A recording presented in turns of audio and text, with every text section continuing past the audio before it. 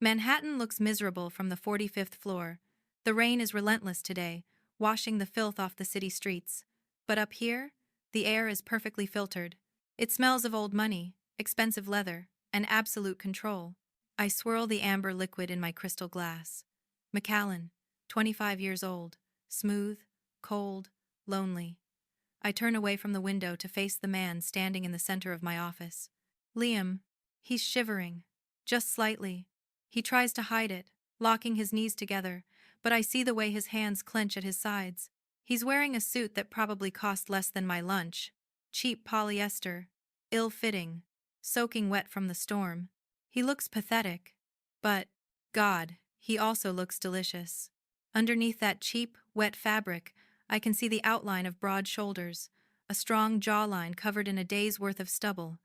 And his eyes, those eyes. They are terrified, yes, but they are locked onto me with a desperation that makes my skin prickle. I take a slow sip of my whiskey, letting the silence stretch until it is thick enough to choke on. You're late, Liam. I watch his throat bob as he swallows. I can see the pulse jumping in his neck. I didn't ask for excuses. I say, cutting him off before he can speak. I don't care about the rain, or the subway, or your bad luck. In my world, time is the only currency that matters. And you just wasted 5 minutes of mine. Do you have any idea how much that costs? He lowers his head like a scolded puppy. Look at me. He hesitates, then lifts his chin. Good. There's a fire in there somewhere. A spark, waiting to be stamped out. Or fueled. I walk around my massive oak desk, step by step, closing the distance. The air in the room seems to get thinner. I stop right in front of him. I'm tall, especially in these heels, but I still have to look up slightly to meet his gaze. I can smell him now. Rainwater, cheap soap, and the distinct, musky scent of fear. It's intoxicating. It's better than the whiskey. I reach into my blazer pocket and pull out a check. I place it on the edge of the desk. $10,000. His eyes widen. He stares at the check like it's a lifeline. For him, it is. I know about his debts. I know about his sick mother. I did my research. Desperation makes men obedient. That is the monthly salary, I whisper, my voice dropping low. Cash. Tax-free if you prefer. It's 5 times what a junior assistant makes in this city. He reaches for it. Instinctively. Not yet. I slap my hand down on the check, trapping it. I step closer, invading his personal space. My chest is inches from his. I can feel the heat radiating off his body. He's freezing, but he's burning up. There are conditions, Liam. I murmur against the shell of his ear. This isn't a normal job. I don't need someone to file paperwork. I have machines for that. I don't need someone to fetch coffee. I have interns for that. I reach up, running a single, manicured fingernail down the lapel of his wet jacket. I feel him shudder under my touch. I am a very stressed woman, Liam. I run an empire. I carry the weight of the world on my shoulders. And when the doors are locked at 6 p.m., I need to unwind. I need a stress ball. A living, breathing stress ball. His breath hitches. He knows exactly what I'm saying. He's young, but he's not stupid. I can see the conflict in his eyes, the pride battling the poverty. You won't speak unless spoken to. You won't look me in the eye unless I command it, and whatever happens in this office, stays in this office. Do you have a problem with that? He looks at the check. Then he looks at me. His pupils are blown wide. He's scared, but he's not running away. Good. Then pick up the pen. He signs it. His hand is trembling so bad the signature is barely legible. But it's done. He sold his soul. And I bought it for pennies. I take the paper from him. I fold it neatly and slide it into my pocket. Welcome to the team, Liam, I say, my voice turning dark and husky. Now, let's see if you're worth the investment. I point a finger at the floor, right in front of my high heels. On your knees. 1 week later, the board of directors is droning on and on about the third quarter projections. I'm staring at my laptop screen, watching a dozen old men in expensive suits argue over percentages. My head is pounding. A migraine is blooming right behind my eyes, sharp and relentless. I need relief. I pick up my phone and type a single message. Get in here. 30 seconds later, the heavy oak door opens. Liam slips inside. He's learning. He's quiet as a shadow. He locks the door behind him and stands by the wall, waiting. He looks tired. Good. That means he's been thinking about me. I don't look at him. I keep my eyes on the camera, nodding along to whatever the vice president is saying about market volatility. I slide my hand under the desk and snap my fingers. Once. Sharp. Liam knows what that means. He crosses the room. I can hear his breathing shallow, nervous. He stops beside my chair. I point a single finger down, pointing into the dark, hollow space beneath my massive mahogany desk. He hesitates, just for a heartbeat. I raise an eyebrow, my hand hovering over the unmute button. He catches the threat. He drops to his knees and crawls into the darkness beneath me. I adjust my blazer, sitting up straighter. Regarding the budget cuts, I say into the microphone, my voice steady and authoritative. I think we need to be more aggressive. Under the desk, I feel a hand wrap around my ankle. His palm is hot, sweaty. It contrasts beautifully with the air-conditioned chill of the office. He slides his hand down, cupping the heel of my Louboutin. He tugs it off, gently. I feel the shoe slip from my foot, leaving my arch exposed and vulnerable. Then, his thumbs start to work. Oh, he presses deep into the arch of my foot. A jolt of pleasure shoots up my leg, nearly making me lose my train of thought. I have to bite the inside of my cheek to keep my face neutral on the screen. I agree with the chairman, I manage to say, my voice sounding a little too breathy. I clear my throat. The numbers don't lie. Liam is getting bolder. His hands are moving up. He's massaging my calf now, his fingers kneading the tight muscles. It feels incredible. The migraine starts to fade, replaced by a heavy, liquid heat pooling in my stomach. I decide to make this harder for him. I stretch my leg out.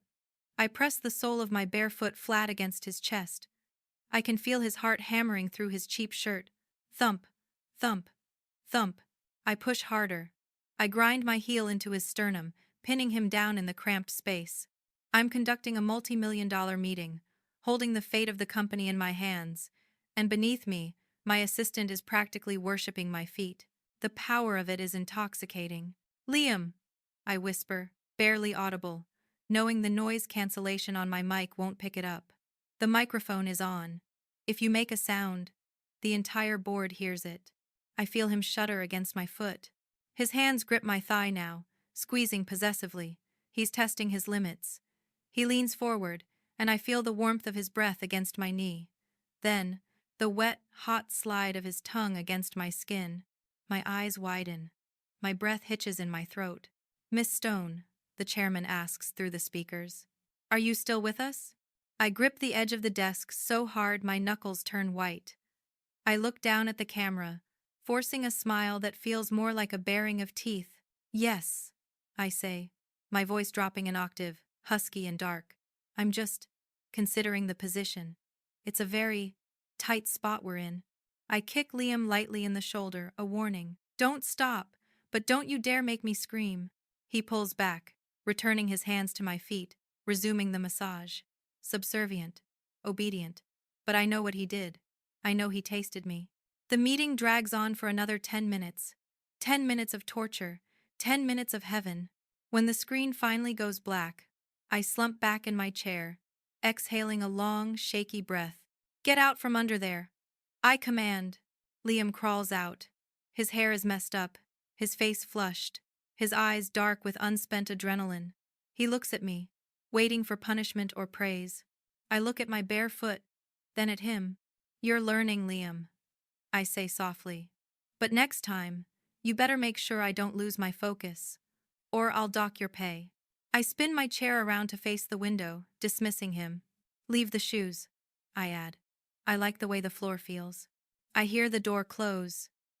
And finally, I smile. It's 2 a.m.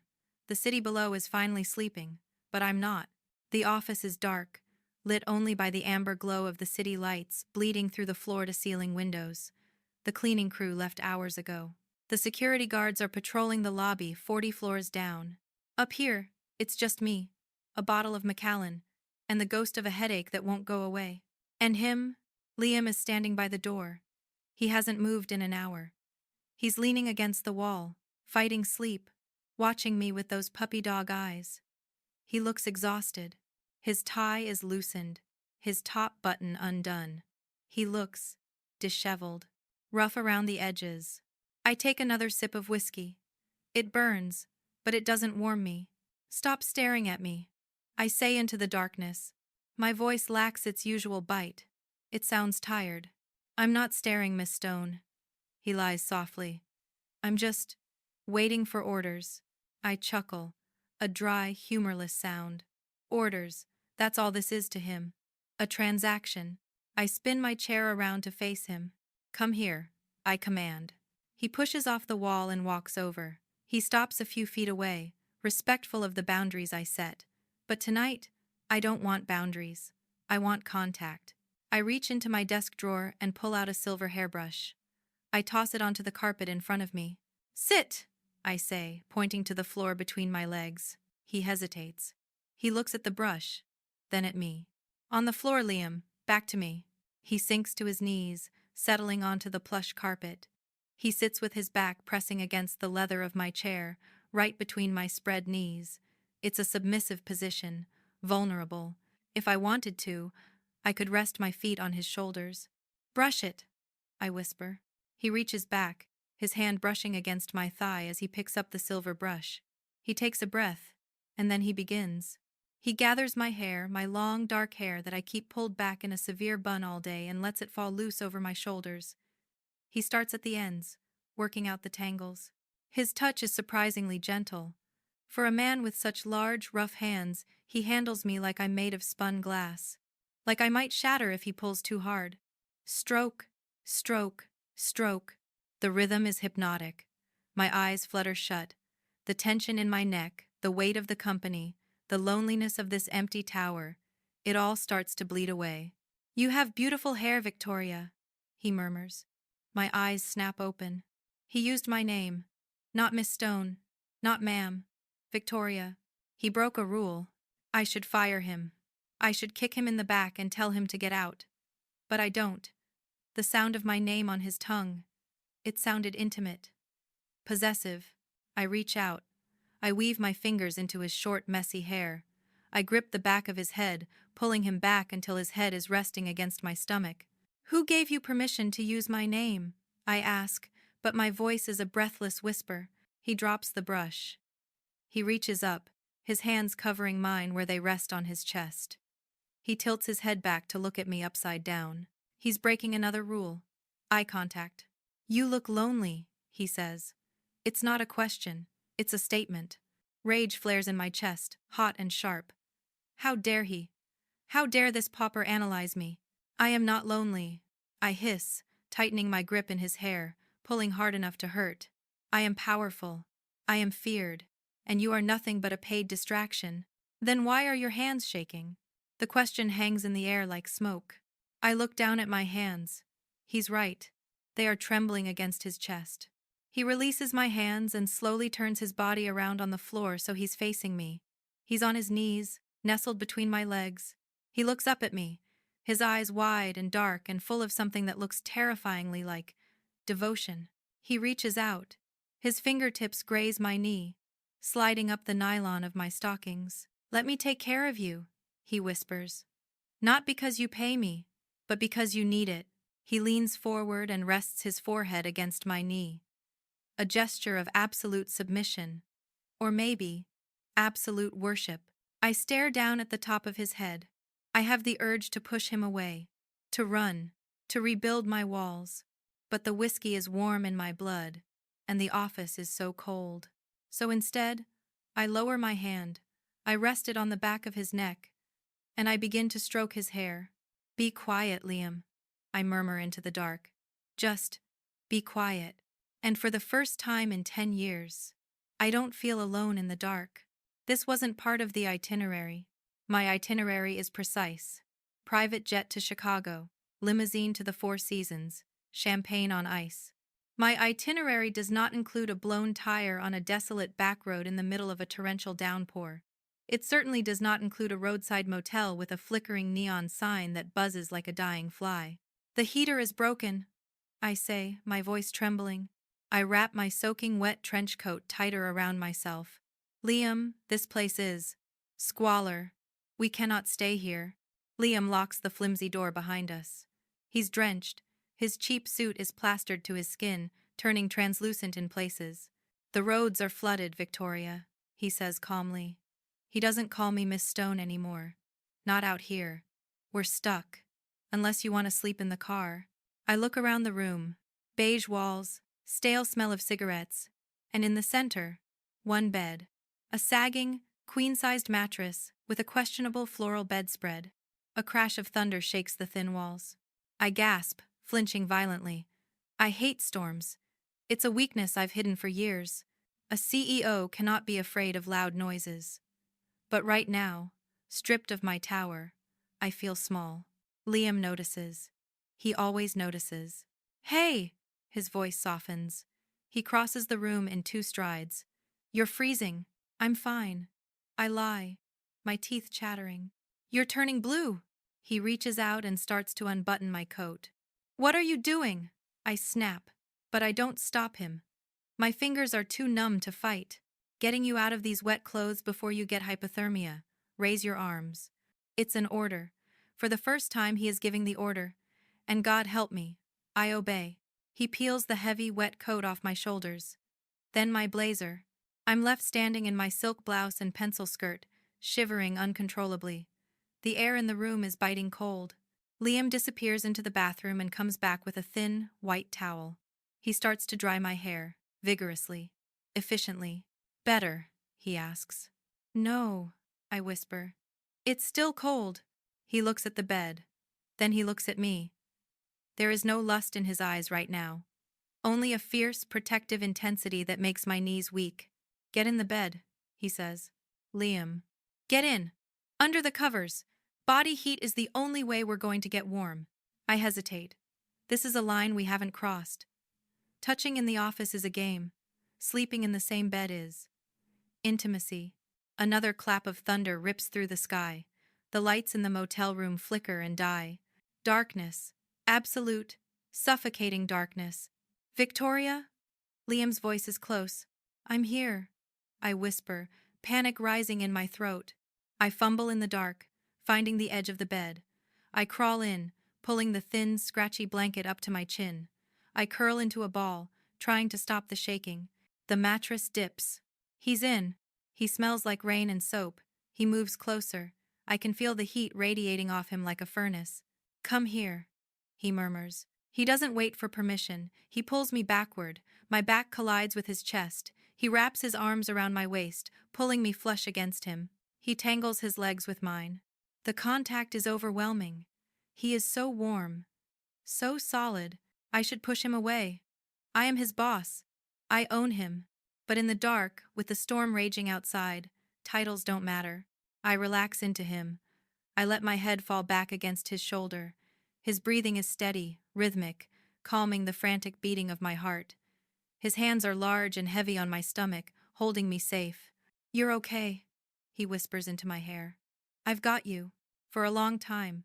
We just lie there, the warmth seeping from his body into mine. The line between assistant and lover blurring until it vanishes completely. I turn in his arms. Just a shift of weight. Now I'm facing him in the dark. I can't see his face, but I can feel his breath on my lips. Liam. Yeah. If you ever tell anyone I was scared, I threaten weakly. I know, he whispers back, his hand sliding up my spine, settling on the nape of my neck. What happens in the motel? Stays in the motel. He leans in. I think he's going to kiss me. I want him to kiss me. I tilt my chin up, waiting. But he just presses his forehead against mine. Go to sleep, Victoria. You're safe. I close my eyes. And for the first time in my life, I actually believe it. Monday morning hits me like a hangover. The storm in Chicago feels like a lifetime ago. We are back in the glass tower. Back to reality. I am sitting behind my desk, wearing my armor, a sharp Givenchy blazer, and a cold, unapproachable expression. Liam is standing in the corner, holding a tablet, silent and invisible. The motel Liam, the one who held me while I slept, is gone. He is back to being the employee. The furniture, or so I thought. Sitting across from me is Charles Vanderwall. He's the heir to a shipping fortune. He's arrogant, loud, and he smells like too much cologne. He's been trying to merge our companies for months. And by merge companies, I mean he's been trying to get me into bed. "Come on, Victoria," Charles says, leaning forward. His eyes drop to my chest, lingering there with zero subtlety. "Forget the numbers for a second. Let me take you to dinner. I know a place in the Hamptons." He reaches across the desk. His hand covers mine. His palm is clammy. I stiffen. I hate being touched by men I don't respect.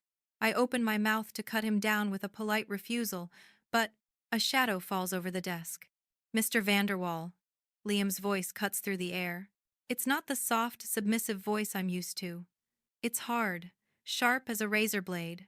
"Miss Stone has a conference call in 5 minutes. You need to leave." Charles looks up, annoyed. He looks at Liam like he's a piece of gum stuck to his shoe. "Excuse me," Charles sneers. "I'm talking to your boss, kid.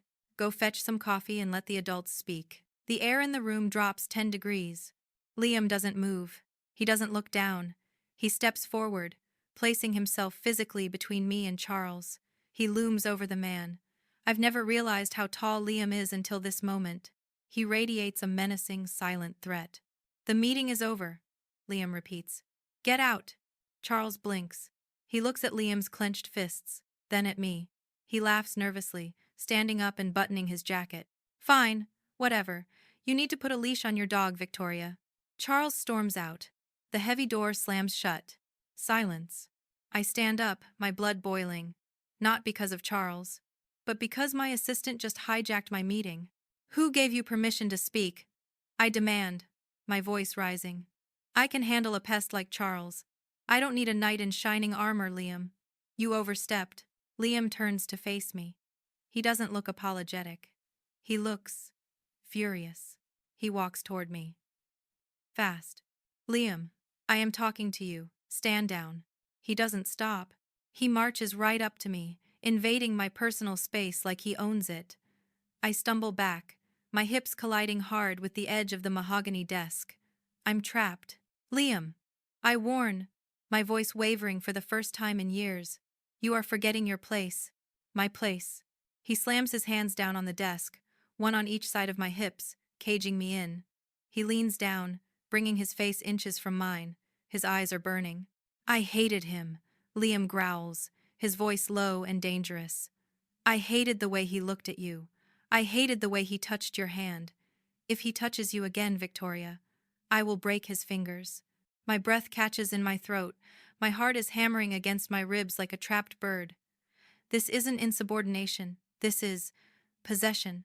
I am your boss," I whisper, trying to regain control. "Right now," Liam murmurs, his gaze dropping to my lips. "You don't look like a boss." He moves closer. His chest brushes against mine. The heat is overwhelming. "You look like mine." He doesn't stop. He marches right up to me, invading my personal space like he owns it. I stumble back, my hips colliding hard with the edge of the mahogany desk. I'm trapped. "Liam," I warn, my voice wavering for the first time in years. "You are forgetting your place." "My place." He reaches past me. I flinch, expecting him to grab me. But he doesn't. He reaches for the door handle. Click. The sound of the lock sliding home echoes like a gunshot in the silent office. He turns back to me. His eyes are dark, burning with a fire I've never seen before. Gone is the shy student. Gone is the desperate debtor. "You're fired," I whisper. It's a lie. We both know it. "No," he says calmly. "I'm not."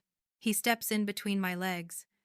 His hands, those large, capable hands that have spent weeks massaging my feet, slam down onto the desk on either side of my hips, caging me in. He leans down, bringing his face inches from mine. "I hated him," Liam growls, his voice low and dangerous. "I hated the way he looked at you. I hated the way he touched your hand. If he touches you again, Victoria, I will break his fingers." My breath catches in my throat. My heart is hammering against my ribs like a trapped bird. This isn't insubordination. This is possession. "I can handle myself," I argue weakly. "I know you can. You run an empire. You crush competitors for breakfast. He moves closer. His chest brushes against mine. But who takes care of the queen when the wars are over? Who holds you when the nightmares come? He lifts a hand and brushes a stray lock of hair from my cheek.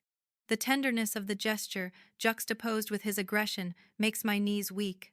I'm tired of being under the desk, Victoria. He grips my waist. His thumbs dig into my sides through the silk of my blouse. Today, I want to be on top. Before I can protest, he lifts me. Effortlessly. He hoists me up onto the desk, sweeping a stack of million-dollar contracts onto the floor with a crash. I gasp, wrapping my legs around his waist instinctively to keep from falling.